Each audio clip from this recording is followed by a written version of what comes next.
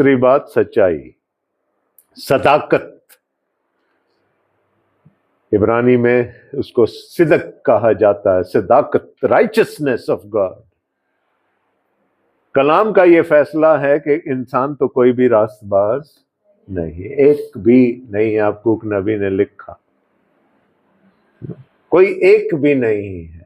بنی اسرائیل کے نزدیک، اسرائیلیوں کے نزدیک، یہودیوں کے نزدیک صرف ایک ہی ذات تھی جو صادق تھی، جو راست باز تھی، اور وہ ذات خدا کی ذات۔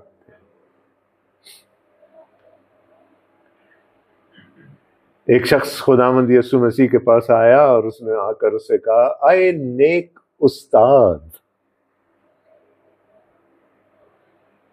یسوع نے کہا، تو نے مجھے نیک کیوں کہا؟ نیک تو ایک ہی ہے۔